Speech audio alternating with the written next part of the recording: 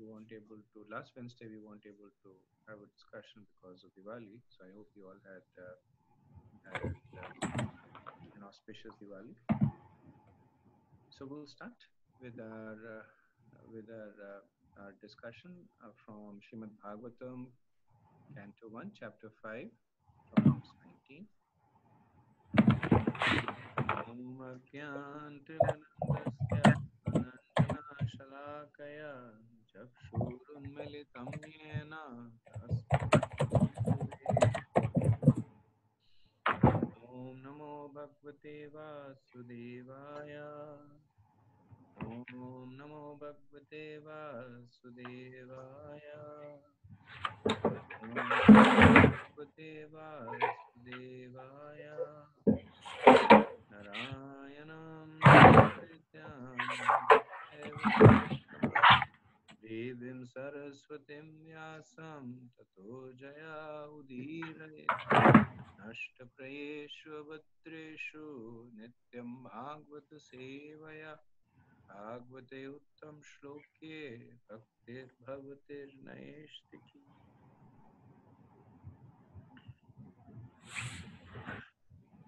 So we'll do the verse 19. Hare Krishna, Prabhu. 5, verse 19. Prabhuji, your volume is low. Could you see? Navai janajatu kathan vrajen mukunda sevyanyavad anga samshritam smaran mukundagre upagunam pranar vijitam ichena rasagraha janaha. My dear Vyas, even though a devotee of Lord Krishna sometimes falls down, somehow or other, he certainly does not undergo material existence like others, fruitive workers, etc. Because a person who has once relished the taste of the lotus feet of the Lord can do nothing but remember that ecstasy again and again. So if you recollect that this chapter is a conversation between Srila Vyasadeva and Narad Muni. So Vyasadeva was feeling despondent after all the work that he had done. And while he was introspecting about the reasons for his despondency, Narad Muni comes and Vyasadeva inquires from Narad Muni. So Narad Muni right away, he points out that the cause of his despondency is that he has not sufficiently glorified the Supreme Personality of Godhead, Krishna. And he proceeds to make the case based on a relative comparison of following the Bhagavad path as opposed to the other paths of Karamkand. So in this section of verses, he is pointing to yet another advantage of following Krishna, which is the protection that Krishna offers to his devotees. So the point that he is making is that if one falls in the path of devotion, there is no loss, because Krishna is quick to forget and forgive, but the devotee is slow to forget. So he's saying that once relish the taste. So even though the person may temporarily deviate, the hankering for that taste of bhakti and eventually pulls back. So Krishna makes this point over and over again, that the fall down of a devotee should always be considered to be even if the devotee commits sinful activities, he is protected. Now, this is excuse for us while doing sexual activity, because protected does not mean that the person is not punished. Just that the punishment comes from Krishna. It does not come from the cycle of karma. So in these words, Narad Muni is using very, very unequivocal, strong statements. So, so under what circumstances is a fall down of a devotee excused? Narad says Jatu, which means any time or sometime, which means that whether it's the first fall down, the second fall down, or the 1 millionth fall down, the fall down is excused. Is there a particular kind of fall down that is excused? So Narad says Kathanchana. He says not important. So Kathanchana means somehow or the other. So he said doesn't matter how the person falls down. Somehow or the other, if he Hare Krishna, falls Prabhu. anytime, that fall down is excused. And Narad still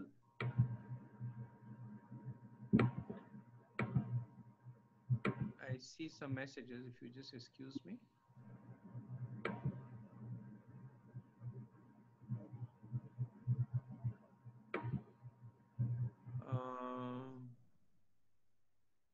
There seems to be some cross sound.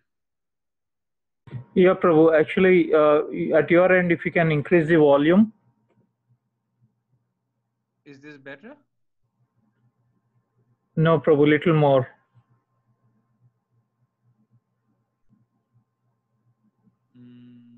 Okay.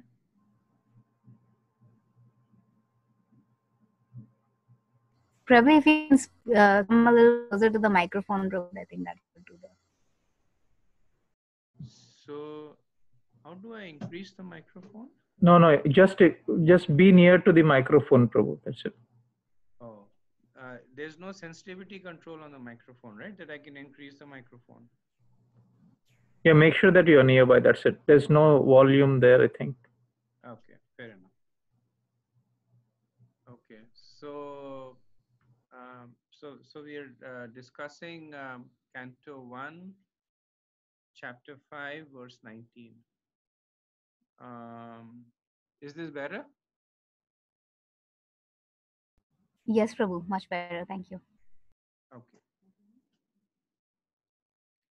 Canto 1, Chapter 5, verse 19. So,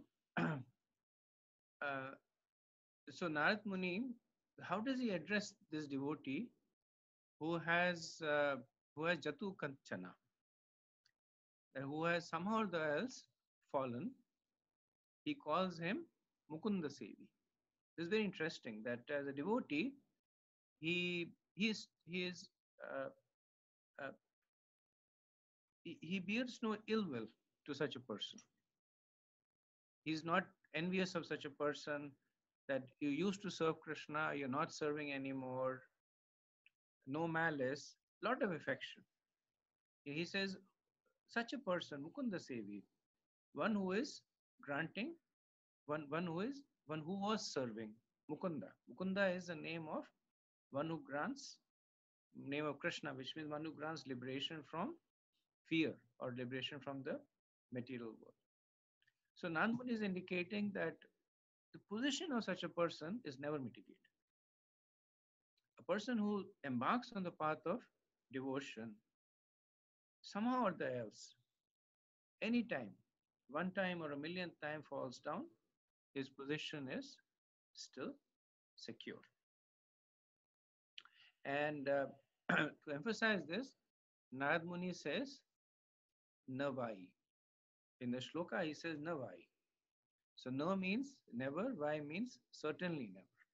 So he uses a double emphasis. What does this qualify? Avrajet samsritam. That this person will certainly never undergo material existence. And then he compares it with, he says, Anyavad. He says, unlike others, which are people who are not following the path of devotion. So one of the analogies that is given is that it's kind of a little rough analogy, but the analogy given is that people keep pets in their house, and even if the pet becomes weak or sickly, the owner is still affectionate to it. But if the same animals are in the jungle, and if the animal becomes weak, then sure enough, somebody will kill it, or it will come to harm. So in the same way, when we are under the protection of Krishna, then the protection is the main thing. We really have no qualification other than our desire to serve Krishna. And the reason that Narad Muni is so authoritatively saying, Mukunda Sevi, he's saying that so authoritatively that Navai Avrajet Samsritam, that they will never undergo material existence, is because Rasagraha. Once a person has tasted the Rasagraha means has acquired the taste for the lotus feet of Krishna, Mukunda Angari, he can do nothing but remember, Smarana, that ecstasy again and again. So he says, Upagunam Puna. So just like the taste of, some Acharya say, just like the taste of sugarcane juice. That I don't know if you've been to Mayapur and you have drunk the sugarcane juice over there. It's at least for me, it's one of the best in the world. And for me, going back to Mayapur is as much as taking darshan of the deities as drinking the sugarcane juice there. So when I was reading this commentary on this verse, I could relate to it. The taste is so intoxicating that it keeps catching you back again and again. So similarly, Narad is saying that Rasagraha Mukundangari Upagunan Punah Punah. That again and again, Upagunan. That again and again, such a person will hanker for the taste. And we've experienced this in our own lives. That sometimes the devotion is strong, sometimes it's weak. But when it is weak, we feel that hankering. When it is strong, we relish the mellow. But when it is weak, we feel that hankering. We want to be at that stage when it's strong again. And this is actually a very consistent theme that is developed by Krishna in Bhagavad Gita and by Sukadeva Goswami in Srimad Bhagavatam. Very early in the Bhagavad Gita, Krishna, he promises this protection to Arjuna before he has really given any other tattvas. He has just talked about Jiva Tattva. He hasn't talked about himself. He hasn't talked about the relationship. But right up front, this is in the verse 40, chapter 2, he gives this assurance. Neha brikma nashasti pratva yona vidyate swalpam api asya dharmasya trayate mahato bhayat. He's already giving him that assurance. That swalpam api asya dharmasya. Little bit of progress in this path, trayate mahate bhayat. That will save you from the greatest kind of danger. Then later on, since this is such a powerful theme, I just wanted to share a few verses, and these verses are good for preaching purposes also. So in chapter 14, verse 26, Mam cha yo vibacharena bhakti yogena seveta sagunan samyatyetan brahmabhutata bhuyaya kalpate. One who engages in full devotional service, who does not fall down in any circumstances, at once transcends the modes of material nature. And the reason that the devotees are assured of this path is because Krishna is there. So Krishna is otherwise neutral. Samoham sarvabhuteshu name dveshasti na priya. But for devotees he is partial. Na ye bhajante tu mam bhaktya Maituteshu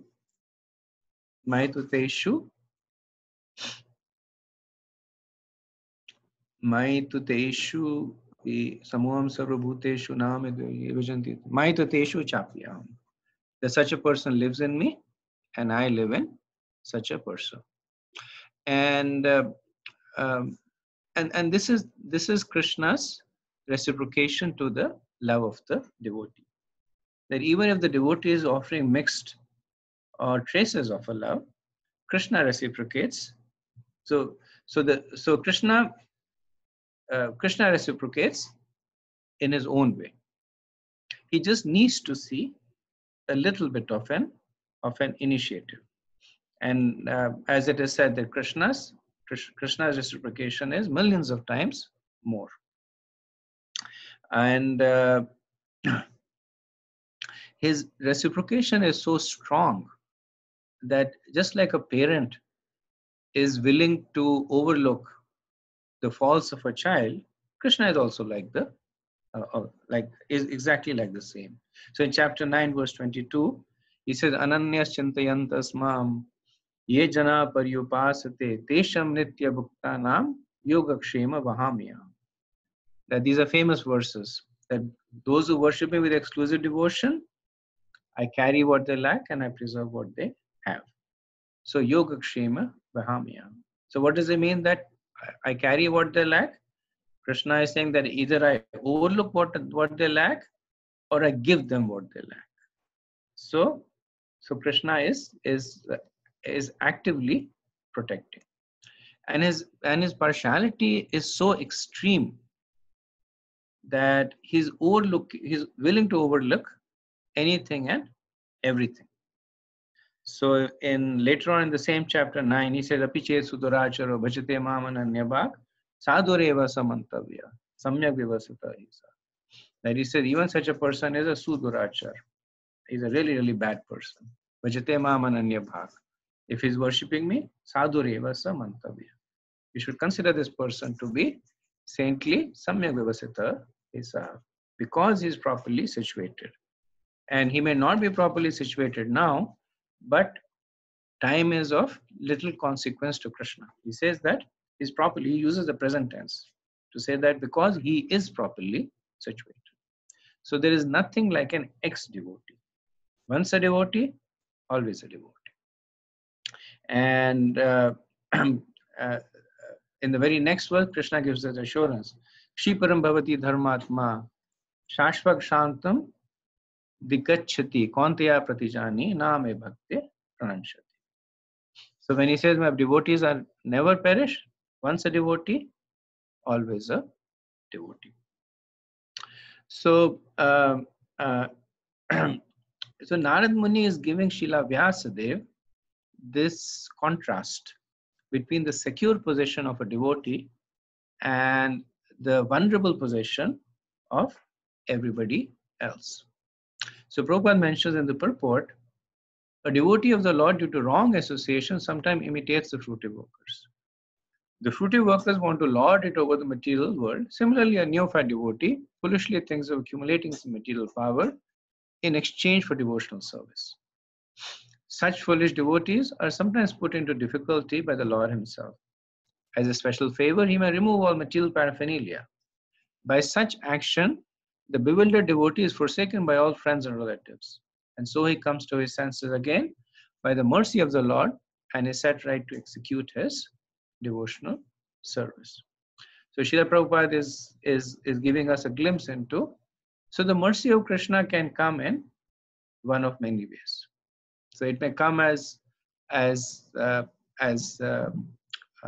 what is called tough love, that Krishna may put the person in some kind of difficulty, and then the person is restored to his senses, or Krishna might patiently wait for the devotee to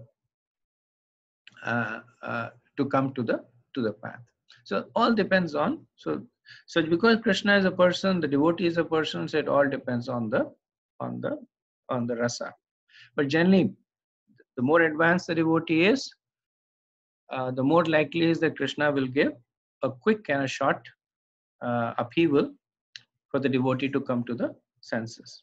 So like in the 6th chapter, if the yogi is advanced and falls, then Krishna gives him a birth in the house of a devotee. If a yogi is a neophyte, Krishna gives him birth in heavenly planets.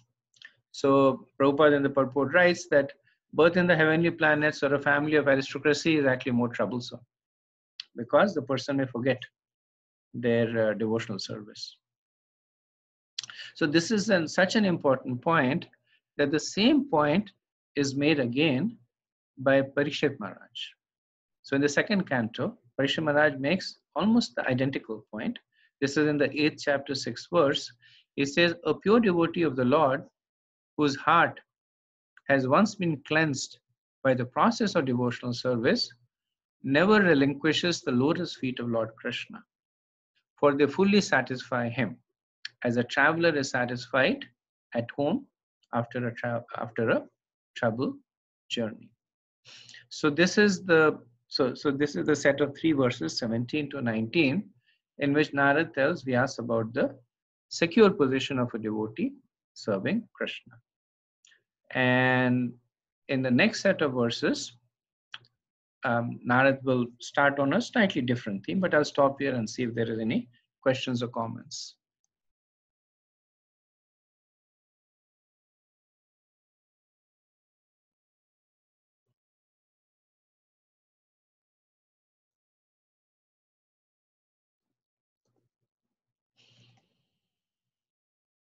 Okay, so we'll do the next verse, 1520. Prabhu, sorry, one question real quick. When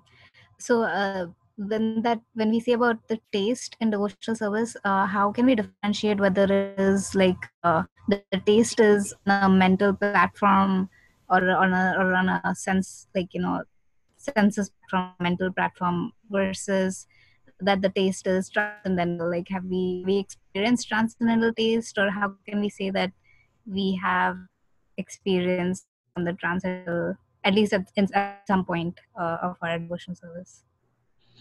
Thank you, Mataji. Yeah, so this is often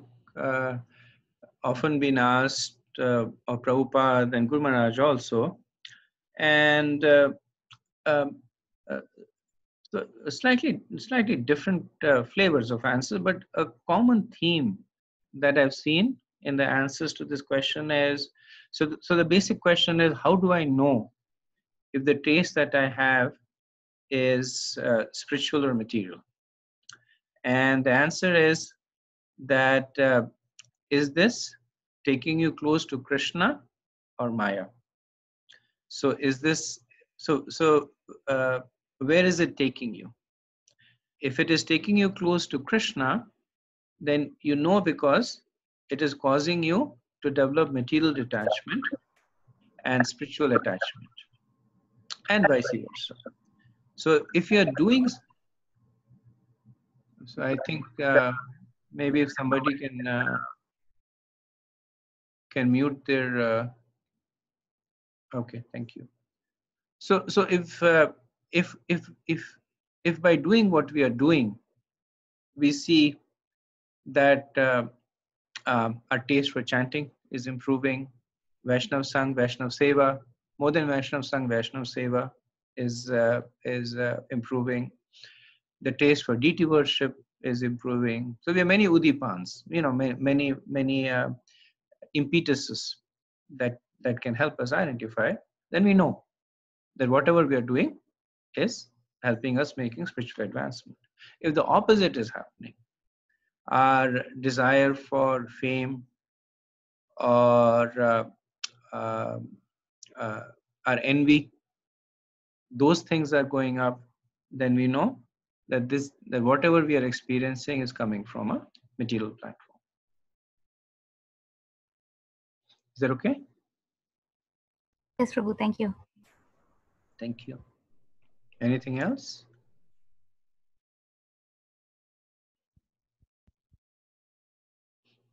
Okay, so we'll do the next verse. Can I talk? Yeah. Sorry, any question? Hello, Prabhu. That's a very nice question and very nice answer. I liked it very much. I also want to ask, like, can we use the introspection of like whether I am deriving pleasure or I'm thinking of how this pleases Krishna. Can I differentiate that way? Like that's little more subtler. Can I watch that way? It is. Thank you for that question. So again, I'm going to quote, because these questions are so wonderful that they're a little bit beyond my realization, but I can share what I've heard. So when we are practicing bhakti, then in the initial stages, and initial stages is a very wide band, almost 99% of a path of bhakti. It is okay for us to see our to see ourselves experiencing pleasure or ecstasy, as long as it's in the connection with our service to Krishna or his devotees. So and there is of course a stage, the 8th verse of the Shishtastakam, Aslishyava Paddatam Pinashtu Mam Adarshan Mahatam Karutuva, where the Chaitanya Mahaprabhu in the mode of devotee says that you are my worshipable Lord life after life. Whether you personally come before me or you make me broken-hearted. So when one completely puts aside their own happiness or distress or aspirations for happiness or distress in the service of Krishna. So it's a goal that we can aspire for, that we need to be aware of. But as we are sadhakas, as we are practicing devotional service, our the fact that we can derive our happiness from our spiritual endeavors, that is a strong reciprocation from Krishna for practicing devotees. That he gives us this as an what is the word as a prasadam. That okay, this is my reciprocation to you. Thank you, Prabhu. It's very beautiful explanation. Thank you. Thank you, Mataji.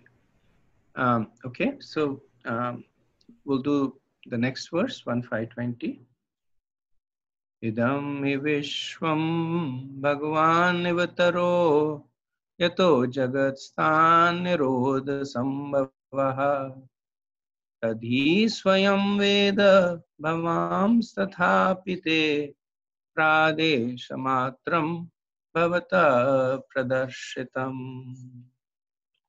The Supreme Personality of Godhead is himself this cosmos, and still he is aloof from it. From him only has this cosmic manifestation emanated, and in him it rests. And unto him it enters after annihilation. Excuse me. Haribo?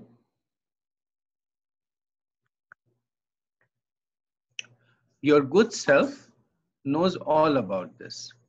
I have given only a synopsis. So Narad Muni, he has ended the section in which he is sharing with Srila Vyasadeva the glories of taking shelter of Krishna. So Vyasadeva might now he might say that okay, Narad Muni, you have convinced me, but how do I translate this into something practical? What do I do now? You have told me that Krishna is supreme. You have told me that his devotees are protected. So what is it that I should actually do? So in 3 verses, then this is from 20 to 22. So Narad Muni, he is going to instruct Srila Vyasadeva on how to present Krishna to the general masses of people.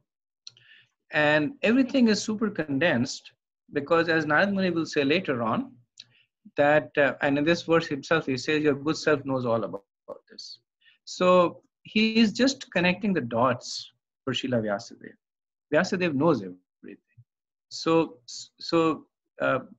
small snippets of the conversation between Narad and Vyas, they unfold into entire cantos of the Bhagavatam. So these 3 verses are about perceiving Krishna. So this particular verse is, so he says that the personality of Godhead is himself this cosmos, and is still aloof from it, and the cosmos enters into him after annihilation. So we can relate this to Krishna's universal form. So, one may wonder that why is a pure devotee like Narad Muni asking Srila Vyasadeva to speak about Krishna's universal form? And the answer, of course, is that like Vyas, Narad also wants to cast a wide net. So Vyasadeva was casting a wide net in terms of karma and jnana and dhyan. Narad Muni is keeping his focus on bhakti. So he's keeping his focus on Krishna, but he's casting a wide net in terms of how can one perceive Krishna. So this is the lowest level of perception, which is seeing the universe in Krishna and Krishna in the universe. So if you remember in the last chapter, Sutta Goswami also did exactly the same thing. That after he talked about the Leela Avatar, then he talked about the Virat Roop, about Krishna in seeing Krishna in nature. So Srila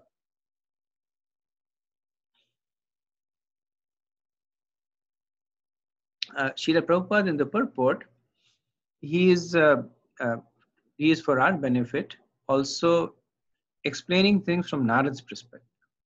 So Prabhupada says, for a pure devotee, the conception of Mukunda, Lord Sri Krishna, is both personal and impersonal. The impersonal cosmic situation is also Mukunda because it is the emanation of the energy of Mukunda. So it's not that Narad Muni is reneging from his position of a devotee of the personality of Godhead. But he does not see a difference. Just like the wife of a judge is always aware of the fact that her husband is a judge. Just that it does not impair her love for him. So Narad Muni is aware of Krishna's impersonal form, universal form. It does not impede his flow of devotion, but here he is using it for preaching purpose. And the reason he's been able to use it is because those who are not devotees do not have this understanding. So there is a term that is used in corporate parlance, which is called bait and switch. So sometimes when we have presentations from vendors, so they send their A team. The people come in and they know their stuff, and they will talk, and they'll really bedazzle you with the knowledge.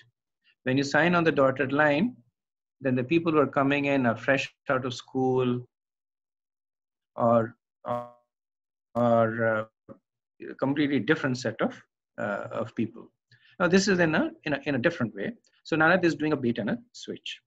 He's offering to the non-devotees the impersonal form of Krishna, knowing very well that the impersonal form will give them an avenue to reach the personal form. So Prabhupada says that the devotee of Lord Srila Vyasadeva knows this very well. He is further advised by Sri Narad to expand the idea so that the entrapped conditioned soul may take lessons from him to understand the Supreme Lord as the primeval cause. Okay. Any questions, comments on this?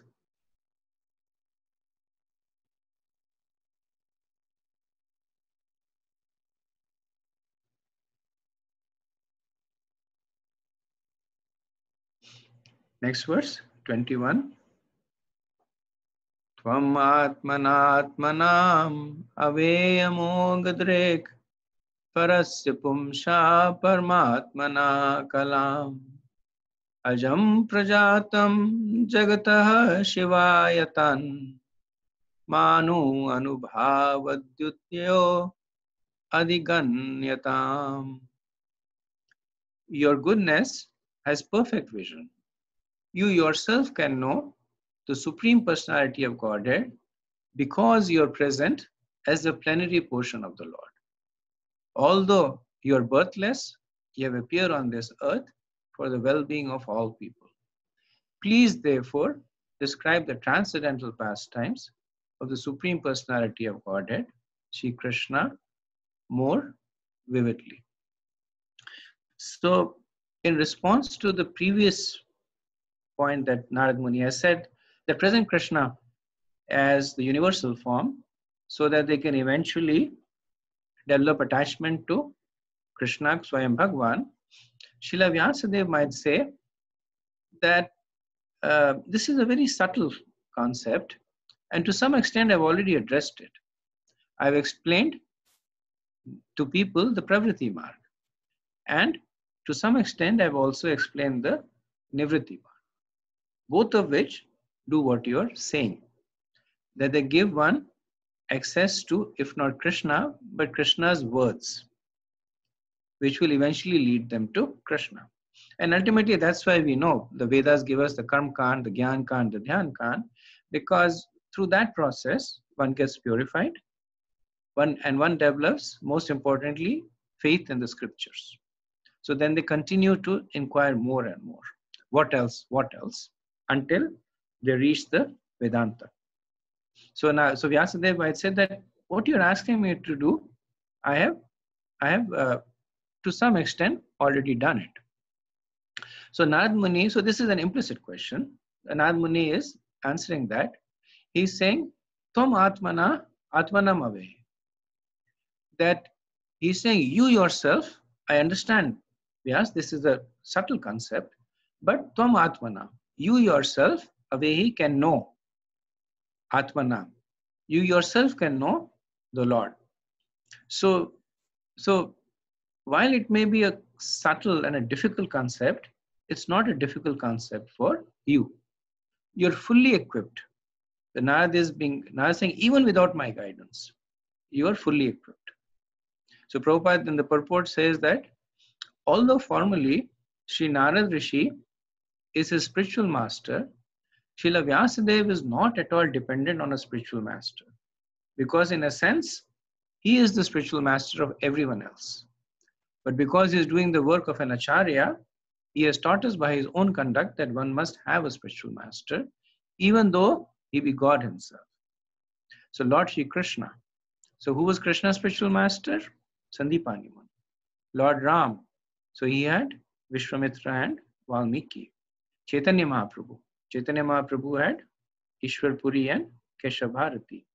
So all incarnations of Godhead accepted formal spiritual masters, although by their transcendental nature, they were cognizant of all knowledge. So Narad Muni is saying that you know this already. And he goes ahead to say that you are Paramatmana Kalam. Paramatmana Kalam means that you are the plenary portion of the Lord, which gives you Amogadrik, which gives you perfect vision. So Narad will use the same term later on, Amogadrik, because he is building into the trance of Srila Vyasadeva. So later on, Srila Vyasadeva will go into a meditative trance. And in that meditative trance, he will see everything. He will see Krishna, he will see Krishna's energies, he will see the plight of the people in the age of Kali, and he will see the solution. also. So Narada is already planting that seed, Amoghadrik. He's saying that you have the perfect vision, because you are the plenary portion of Krishna. So Narada is also reminding Vyasadeva that this is his mission. So Krishna says in Bhagavad Gita 4.8 that he says that Dharma Samsthapanarthaya, that I come to re-establish the principles of Dharma. And Prabhupada says that in the purport that he may come himself or he may send his empowered representatives. So Narada is telling Vyas that this is your dharma, to guide the people to the proper dharma. So at this point, he is not making a distinction between Srila Vyasadeva and Krishna. So he is saying that although you are ajam, although you are unborn, you are also prajatam, that you have taken birth. Same thing Krishna says in the 4th chapter. He says, many, many births you and I have taken. And you have forgotten, but I have not. So Vyasadeva, of course, is a jiva, but he's a Shakti Veshakta. So Narad Muni is not flattering. He's not giving him a position that does not belong to him. So when Krishna has empowered him with the potency, then just like an iron in fire is fire, Srila Vyasadeva has the position of Krishna. So Narad Muni is reminding him that in the Bhagavad Gita you said this, that whenever there is a deviation, you come to establish the principles of dharma. That you are ajam, you are unborn, but you are prajatam. You have still taken birth. Why? In order to establish this mission. So time for you to do it. So the acharyas say that this verse contains the order for Srila Vyasadeva to write the Srimad Bhagavatam.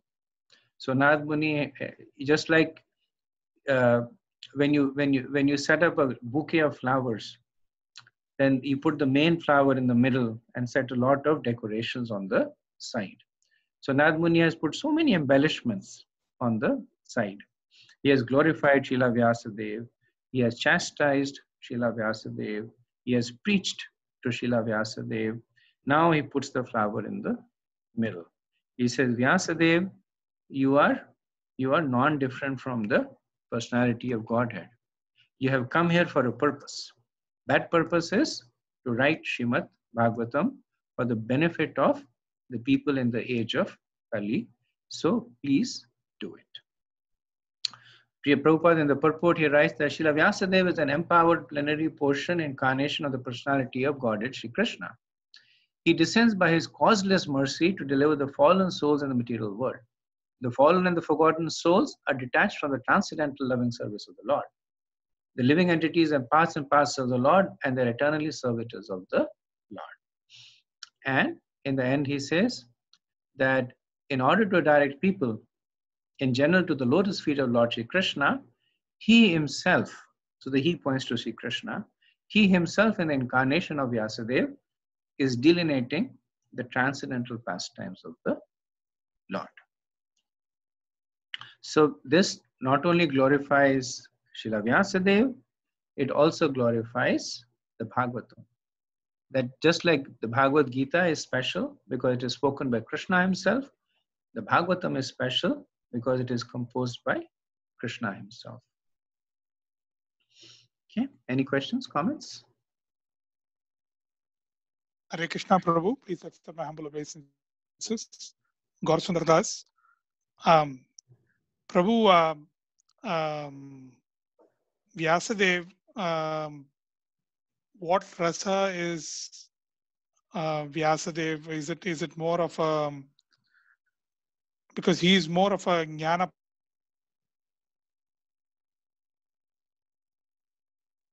we don't know what's Leela or in the spiritual planet. Is it more of a Shanta rasa or Dasya rasa? So So firstly, I seem to have lost power here, so I'm in the dark. But fortunately, my laptop has power, so we're good. But I think you probably are seeing seeing the face dark in the camera. My apologies for that. So in answer to your question, Prabhu, so Srila Vyasadeva in Mahabharata, he talks about his own position with respect to Krishna in a conversation with his disciples. It does not talk about the specific rasa, so difficult for me to comment. But he does indicate that he, in the previous yuga, he appeared by the mercy of Krishna, and by the benedictions of Lord Brahma, etc. He appears in this yuga to do this service, and in the next yuga he will have a position that will be superior to that of the Manus. It does not say what exact position, but he said it will be superior to that of the Manus. So as a jiva, Srila Vyasadeva obviously has a very, very close, intimate relationship. He's a Bhaktivesh avatar. He represents the literary potency of Krishna. Exact rasa, I said, I'm not sure. Gyan generally leads to Shanta, which is I guess why you're indicating that.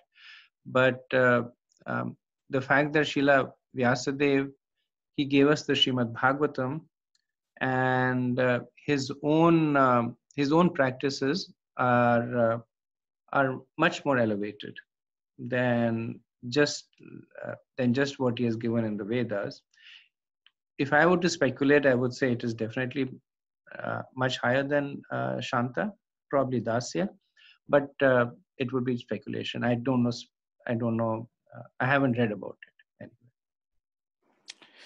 Thank you, Prabhu. The reason why I asked is I recently read a book written by Bhaktivinoda Thakur, and he talks about how in different ages these rasas unfold. So he talks about the 4 Kumara rasa, and they are the jnana potency, and as Dasya rasa, and then he talks about Moses, more of a Sakya rasa, and then he talks about Jesus Christ as Vatsalya rasa.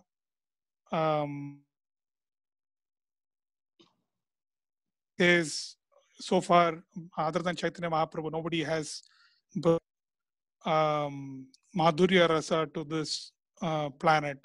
So he makes these 5 different quotations across history, and he quotes Sanat Kumara, who are also the jnana potency, in the thinking more if Vyasadeva is on Shantarasa mood. But I'm not looking for a. That's fine. Thank you.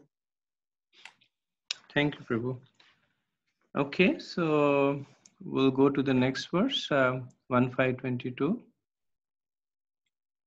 Idami pumsas tapasa shutasya va svistasya shuktasya cha buddhi datayaho avichutyartaha kavabhir nirupito yaduttam shloka gunanuvarnanam.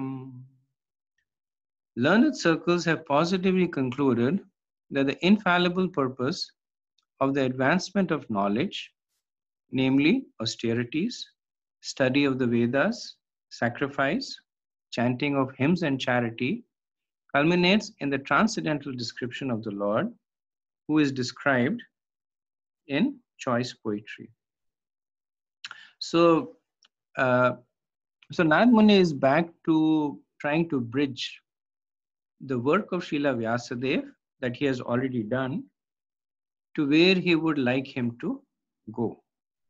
So he talks about 5 ways that the Vedas typically recommend making spiritual advancement. So he says tapasa, performance of austerities. Then he says shrutasya. So shruti is the Vedas, so study of the Vedas. Then he says shritasya. Shritasya is yajna, for performing sacrifice. Then he says buddhi. Buddhi is chanting of hymns. And he says dattaya. Dattaya is giving in charity. So these activities, they are glorified in the vast majority of the scriptures as methods for making spiritual advancements.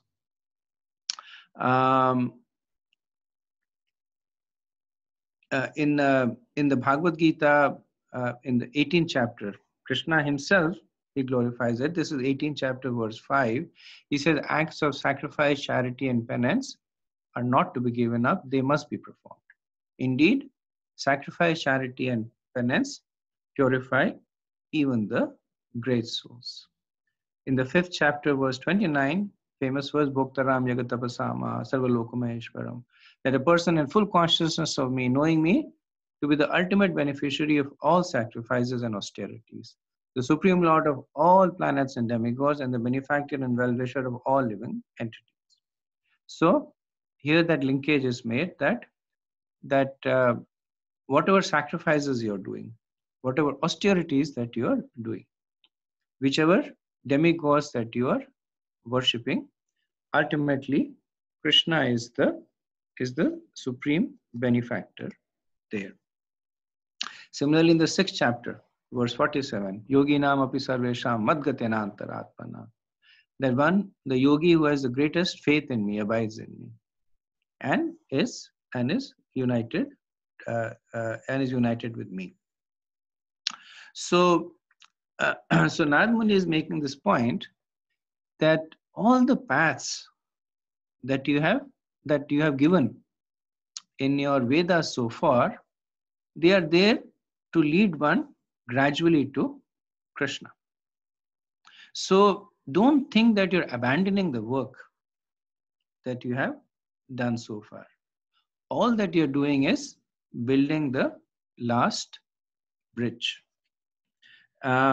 There's a very, very similar verse in the Bhagavad Gita spoken by Krishna. Vedeshu, Yagyeshu, Tapeshu Chaiva, Daneshu, Yad Punya Phalam Pradishtam. A person who accepts the path of devotional service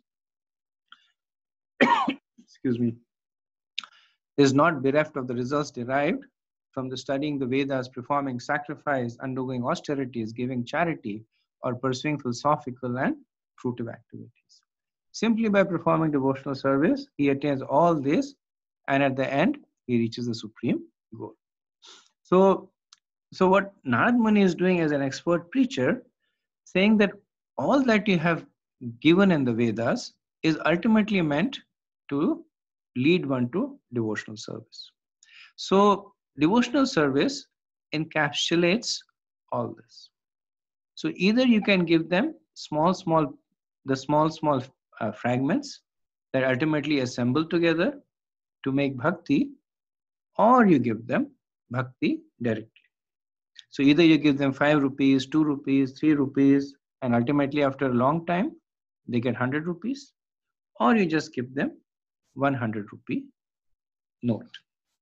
So Prabhupada in the purport, he says, and he talks about Valmiki. He says, Valmiki was a great poet, and similarly Vyasadeva is a great writer.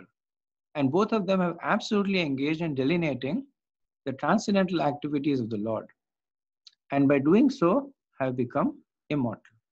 Similarly, science and philosophy also should be applied in the service of the Lord.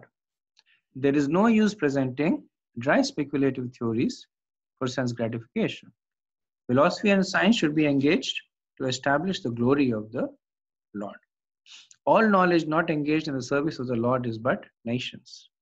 Real utilization of advanced knowledge is to establish the glories of the Lord. So Srila Prabhupada is embellishing the instructions of Narad Muni, that everything that Srila Vyasadeva has given in the Vedas makes sense if it is connected to Krishna. If he gives the final stage of bhakti, it will include everything that he has previously given. And conversely, everything that he has given in the Vedas is useless if it does not connect to Krishna. So he's defining it both ways. So Satsuru Maharaj in a commentary to this verse, he says that sometimes devotees think we are meant to study Shastras without investing personal feelings or expressing personal thoughts or responses to it. They consider the personal thought inferior at best and a deviation at worst. I don't agree.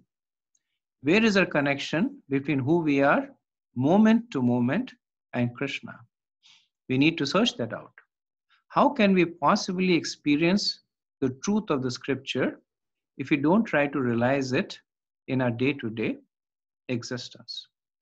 Our realization will come from such experience, not from imagining ourselves as ideal followers, or even from living in the gap between being ideal followers and conditioned souls. We have to face ourselves as we are and experience Krishna consciousness through that experience. So I found this statement to be very powerful and very practical, because there are so many instructions that are given to us of following the acharyas and of having faith in the word of the scriptures, of surrender to the instructions given in the scriptures or by Srila Prabhupada. And the danger is that we become very mechanized. We become like robots, that we simply study the Vedas. If there is a doubt that comes in our mind, we quickly crush it because we think that it's blasphemy or it's a sign of us being an inferior devotee. And Satsuru Maharaj here, he makes this point that it's actually the opposite. We need to address them. We need to look at them, and we need to relate that to what the scriptures say and where we are. And the same sentiment is echoed in the Isa Upanishad. I think it's in verse 11. Vidyam cha vidyam cha vidyam cha vidyam cha vidyam cha vidyam cha tadvedesha Vedo vayam saha. Tadvedo vayam saha avidya avidyaya. Yeah, go ahead, Mataji. Thank you. Avidyayam mrityam tirtha vidyayamritam ashnute. Vidyamana. Thank you so much. So the point is made that knowledge and nations needs to be studied side by side, and through that we can actually get to our final destination, not by suppressing our doubts, because anything that you suppress is like a spring. It might stay suppressed for a while, but the moment the force slackens a little bit, then it will come back as a punch in our face. Chaitanya Mahaprabhu, he says,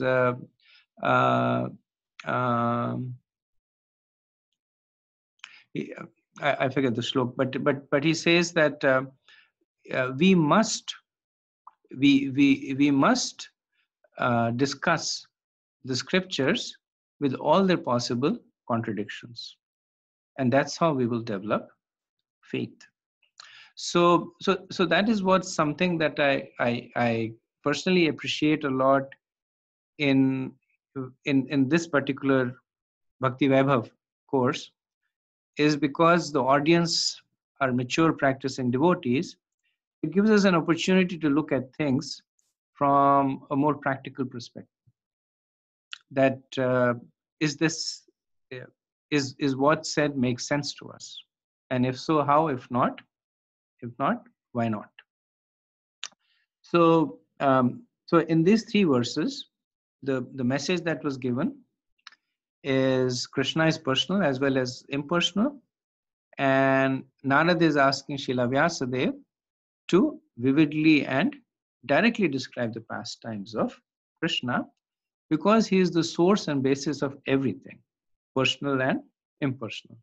He is the perfection of knowledge, art and science, etc. And anything and everything we have is best used in the service of Krishna. Okay. Any questions, comments on this?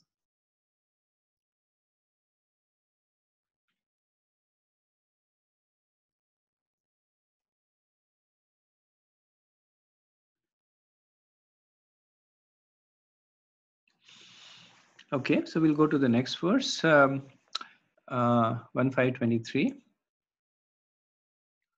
Aham puratita bhave abhavam mune dasyastu kasyachana vedavadinam nirupito balakaiva yoginam shushrushane pravrashi nirvivikshatam. O Muni, in the last millennium, I was born as the son of a certain maidservant, engaged in the service of Brahmanas who were following the principles of Vedanta. When they were living together during the 4 months of the rainy season, I was engaged in their personal service. So in 9 verses, Narad Muni is going to give a brief biography of himself, kind of like an autobiography, but a biography of himself and his previous life.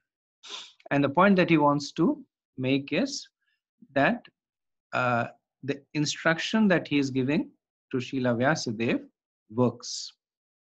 So to some extent, this seems to be a non sequitur, that Narad Muni has been preaching to Srila Vyasadeva about the glories of devotional service, taking shelter, of the need for him to glorify Krishna directly. And then all of a sudden, he says that he starts talking about himself. That in the last millennium, I was the son of a maidservant. And Vyasadeva might say, where is this coming from? But Narad Muni is basically doing what the Puranas do. So Puranas, they express a tattva, they illustrate it with a pastime, and then they reiterate the tattva. So interestingly, this is so far we have been reading the Bhagavatam. The Bhagavatam has been reading more like an Upanishad, because not a single pastime, all very, very terse Vedic tenets, position of Krishna, Leela avatars, bhakti, the stages of bhakti. It's a very, very crisp and concise teaching, the kind that you see typically in Upanishads. This is the first so-called Puranic flavor that we see. That now Narad Muni is going to be talking about his own life. And through his life, he's going to make a point that will relate to the preaching that he has been doing to Srila Vyasadeva. So this is one part in the Bhagavatam where Narad Muni speaks about himself, and he will speak about himself again later on, much later on in the 7th canto. He'll speak a little bit more about it. So in this verse, he's saying that in the last millennium, I was born the son of a maidservant. So he talks about the lack of personal qualification. And even though Narad Muni does not reveal it, but essentially he's talking about the potency of bhakti. That how devotional service is so potent that even if the recipient lacks any qualification, it has the power to uplift him. So he begins with the lack of his own qualification. So he says that Dasyas, of a Dasi, that I was the son of a Dasi. What does that mean?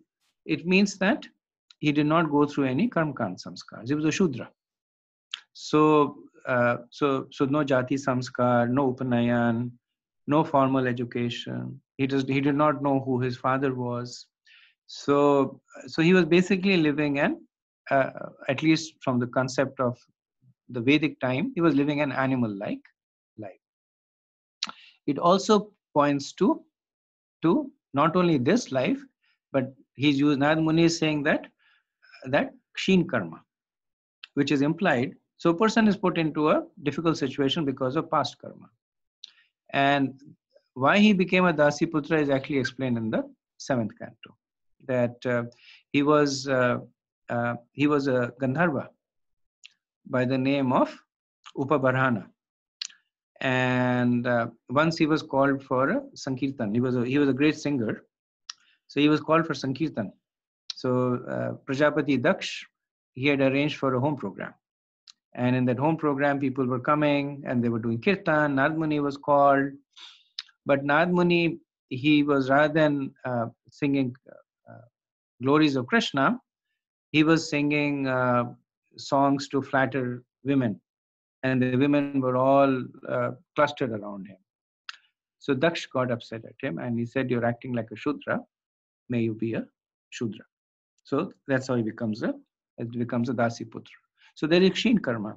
Because of the curse, he became this. And at another place, this is not in the Bhagavatam, but in the Puranas, when Narad Muni explains that before he was a Gandharva, he was a Brahmaputra. He was the son of Brahma in a previous millennium, which means in a previous Manvantara. And Lord Brahma had created him as a Prajapati. But Narad Muni was not interested. So he would basically go around singing, doing Sankirtan. And Brahma got upset at him, saying, "All you're doing is singing here and there, then may you become a Gandharva." So for him, from that position, becoming a Gandharva was a big fall down. And from the Gandharva, he became a Dasi Putra. But then he later on gets restored to his original position, because after this, he is once again born as the son of Brahma. So he ultimately gets restored to his original position by the force of devotional service. So after having shown himself as fallen, he glorifies his preceptors. So he says that they were Vedavadinam. They were followers of the Vedanta. So in 2nd chapter 42 verse Krishna, he criticizes the he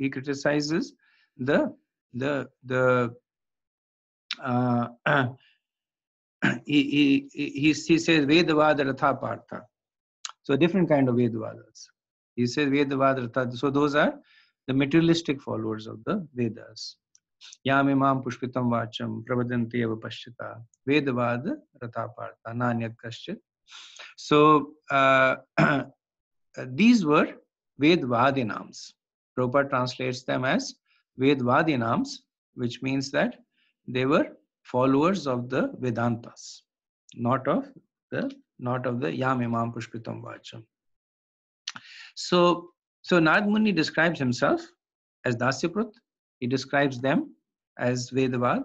And then he describes the relationship.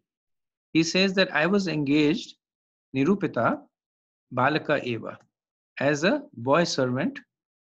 And in what mode? As Shushrushani, that in the service of the Yoginams. Of the Yoginams means in the devotees. And he's also pointing to the fact that he was serving them in the mode of devotion. So even though he has no qualification, and these Bhakti Vedantas were infinitely qualified, but he was saying that I was still engaged, Nirupata. I was still engaged, and even though I was Balaka Eva, that I was just a boy, I was still engaged in some kind of service. Shushuru Shani. So Vyasadeva would ask, how did this fortunate engagement happen? So Narad Muni says that we were actually living together. He says, Nirvikshakta, that we were living together during Pravrishi. So Pravrishi is the Chaturmash. So we are right now in the last month of Chaturmash, and Chaturmash is the rainy season. So this is the time when the traveling sages, they stop traveling. So one is a practical reason that there is rain, it is difficult to travel. And the second is a more transcendental reason that during these 4 months, they will take shelter of a fortunate grahastha and they will use the time to preach. So in this case, they were only preaching to Narad Muni, but many cases they will take shelter in a village and they will preach to the villagers. So, so just like a honeybees, it spends a lot of time going to different flowers and gathering pollen, and then it comes back to its beehive and it makes honey. So similarly, the mendicants, they travel and they get spiritual nourishment. And then during these 4 months, they will actually give the benefit of that to those people who are not that proactive in making spiritual advancement. So this is also the time for the sages to have sadhusang, because the most important aspect of spiritual development is peer association. So while they are generally traveling and most of them travel alone, at this time they come together. And we see that in the Bhakti Vedantas. At this time they came together, and when they came together, they did Krishna Katha. So this is also a time for them to nourish themselves. So Prabhupada explains in the purport that the whole cosmic creation becomes at once identical with the Lord as soon as the service and relationship with the Lord is rendered under the guidance of a bona fide spiritual master. So Srila Prabhupada has this flair of words that you can see that how, so it is grandiose. The vision that he's painting is grandiose, that the whole cosmic creation becomes at once identical with the Lord as soon as the service in relationship with the Lord is rendered under the guidance of a bona fide spiritual master. So the point he's making is that as soon as one begins the path of bhakti, then everything becomes identical with Krishna. Because bhakti is using everything in the service of Krishna. So later on he says, the expert spiritual master knows the art of utilizing everything to glorify the Lord. And therefore under this, his guidance, the whole world can be turned into the spiritual abode by the divine grace of the Lord's servant. So, so the acharyas have when they have analyzed these verses that Narad Muni speaks about his own life to Srila Vyasadeva, he actually talks about the various stages of bhakti that he goes through. So this particular verse talks about Shraddha. Because Narad Muni did not have any formal education, so very difficult for him to distinguish that what is the level of advancements of these Bhakti Vedantas. But he was inspired. So Shraddha to begin with is soft faith or almost like blind faith. And Narad Muni had that. So that's how we begin our devotional service. So the Shraddha comes either because of Purvarati, which is true in case of Narad Muni. He used to be a devotee, and because of that, the Shraddha came. It may be true for us also, that we were devotees, we had the taste, and when we came in contact, then Shraddha manifested. Many times it comes because of Gyat Sukriti, that maybe we were not devotees, but we had unknowingly performed such devotional service. So we may have unknowingly given obeisances to our deities, we may have unknowingly served a Vaishnav, we may have unknowingly kept a fast on Ekadashi, so that a Gyat Sukriti is there, and that kindles the flame of Shraddha. So I'll stop over here and see if there's any questions or comments.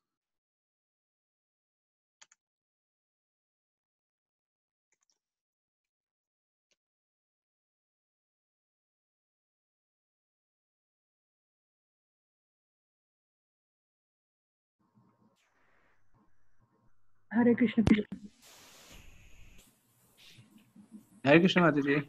Yeah, I just want to comment on Vedavada Ratha. That in Ishopanishad, Prabhupada explained that Vedavada Ratha means the Brahmanas who think the ultimate goal of Vedas is not Vishnu, but it's for the sense enjoyment or to attain heavenly planets. They are called Vedavada Ratha. The Vedavadarata.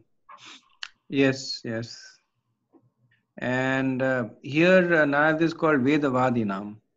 So the distinction is made that he is not a Vedavadarata but a Vedavadinam, which Prabhupada translates to one who is following the Vedanta, who is following the ultimate conclusion of the Vedas. So Oh, thank you for the clarification. so here Narad Muni got Narad Muni. So like I was wondering, like what exactly made himself like suddenly succeed in one lifetime. So it's basically Shraddha and service to Bhakti Vedantas. It is. It begins with Shraddha. So as Narad Muni unfolds his encounter, so he talks about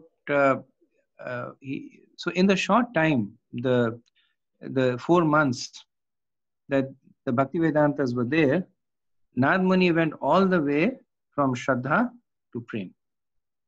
And he talks about the various events that happened which triggered this. So that's why the Acharyas, they analyze the verses with respect to the progress in bhakti, and exemplified by Narad Muni's life.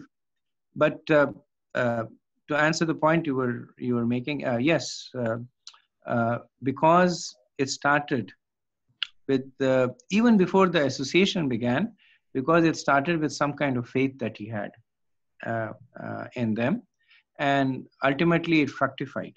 So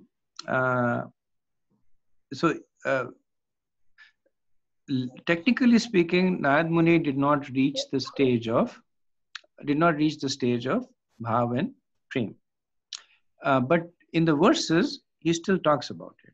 He talks about the symptoms that he experiences are similar to the symptoms of bhav and prem. And the understanding, of course, is that while it is helpful for us to understand bhakti in stages, but the stages are also overlap. If we take our own example, we are in the initial stage. Maybe we are in the stage of bhajana kriya, prior to anartha nivritti. But there are times when we also can experience more elevated symptoms. Sometimes when we see the deities, we experience something that is beyond the purview of sadhana vaidhi bhakti. Sometimes when we are chanting, we experience more spontaneous symptoms that we are not supposed to experience. So it does not mean that they are fake or they are not supposed to be there, or the science has been explained wrongly. It just means that the stages are given there for ease of understanding, but there's a lot of overlap in the stages. And Krishna does that. Krishna gives us what is it called in movies? Early previews. So he'll give us early previews of the more mature symptoms of bhakti, just to keep our tastes. So that's what happens to Narad Muni. So Krishna will reveal to him later on that I gave you this just to give you a sense of what's going to come, to keep you interested. And ultimately, but Narad Muni does, by the end of his life, he reaches the stage of perfection. Thank you.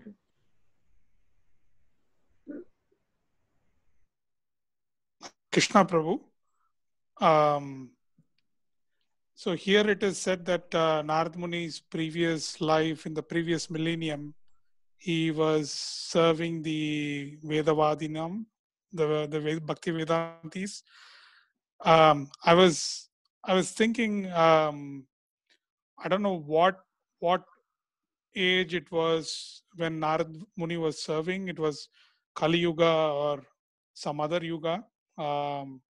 I hope it is not towards the end of Kali Yuga of the previous millennium. It is more because the Bhaktivedantis were there. So there was some traces of dharma in the form of Bhaktivedantis.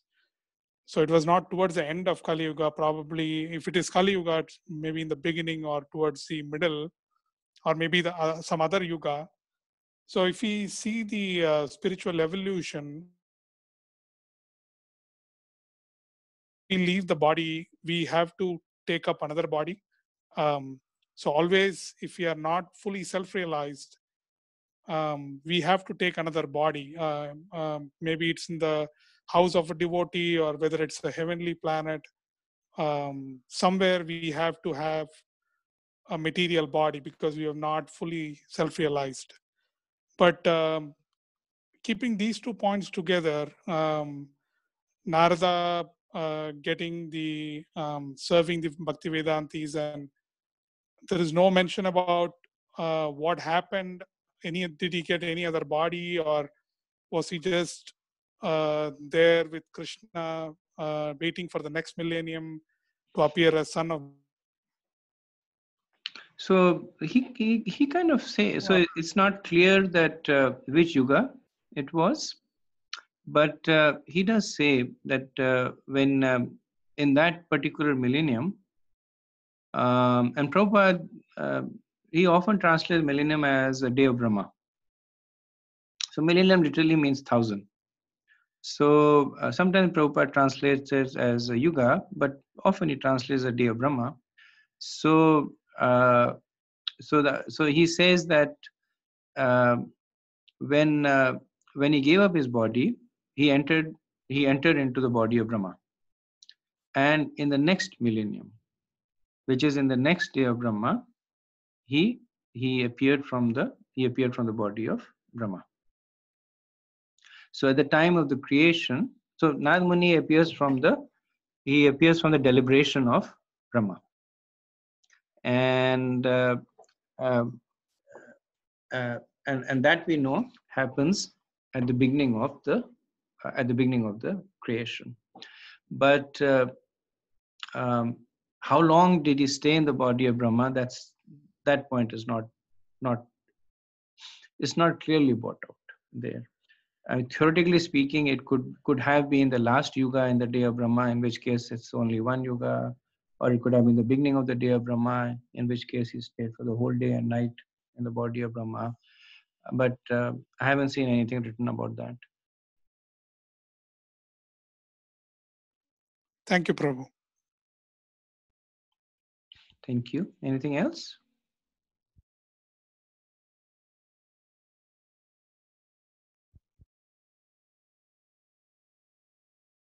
I think Saranga Prabhu has been trying for a long time to ask a question, but his audio is having issue.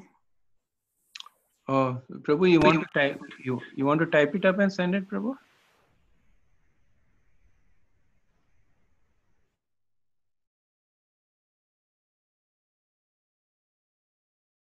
Okay, I think his mic is not working.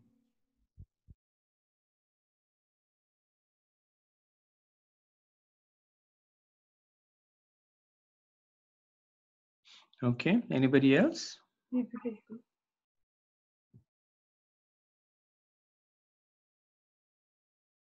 Hare Krishna Prabhu, just I would like to make an announcement if no one has questions. I didn't talk to you, Prabhu. Next week for Thanksgiving in Central Jersey, we are having a retreat from Guru Maharaj. So if anyone can make it, that will be wonderful for us. We can host them as well. Probably you would have got the email from us, but yeah, again, we will be sending it probably end of the day today or tomorrow. Thank you, Prem Kishore Prabhu, but I got an email, I don't know from whom, it said it has been cancelled.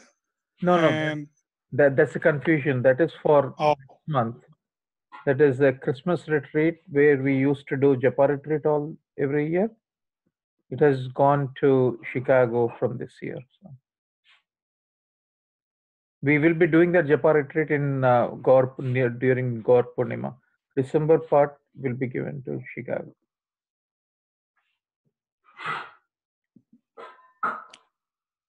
Okay. Thank you.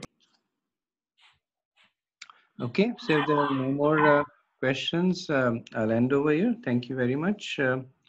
Vancha kalpatarubhayaschet kripa sindhubhya eva cha patitnam pavanebhyo vaishnavebhyo namo namaha. Ananta Koti Vaishnav Vrind ki jai, Srila Prabhupada ki jai.